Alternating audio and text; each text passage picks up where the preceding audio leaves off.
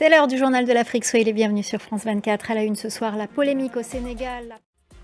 Un mot qui fait polémique ce soir au Sénégal. Le Premier ministre Ousmane Sonko a appelé à venger ses partisans, selon lui pris à partie par ceux du maire de Dakar, Barthélémy Diaz.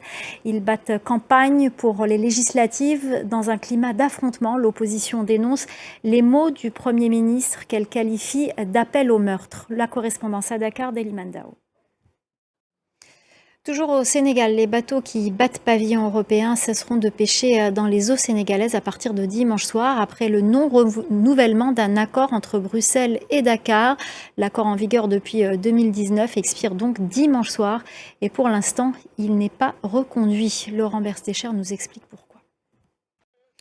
Dans quelques jours, les Gabonais seront appelés aux urnes pour un référendum constitutionnel. Il s'agit de la dernière étape du dialogue national mis en place par les militaires au pouvoir. Le texte en question prévoit entre autres de renforcer le pouvoir du chef de l'État et d'instaurer un septennat renouvelable une fois. Reportage d'Ismaël Obianze et de Marcel Amoko. L'opposition béninoise veut réparer la démocratie. Ce sont les propos du parti Les Démocrates de l'ex-président Boni Yayi et de plusieurs mouvements d'opposition. Ils considèrent qu'elle est endommagée. Ils ont donc créé un cadre de concertation pour s'assurer que la présidentielle de 2026 sera libre et transparente. La correspondance d'Emmanuel Sochi.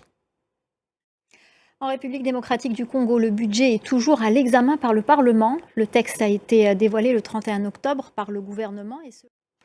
Dans le reste de l'actualité, en bref et en images, la justice malienne a rejeté mardi une demande de remise en liberté de... Et puis on vous parle ce soir de notre confrère érythréen Dawit Isaak. Il est le journaliste qui détient le record de détention. Voilà, c'est la fin du journal de l'Afrique. Tout de suite, l'actu 360 avec Anthony Saint-Léger.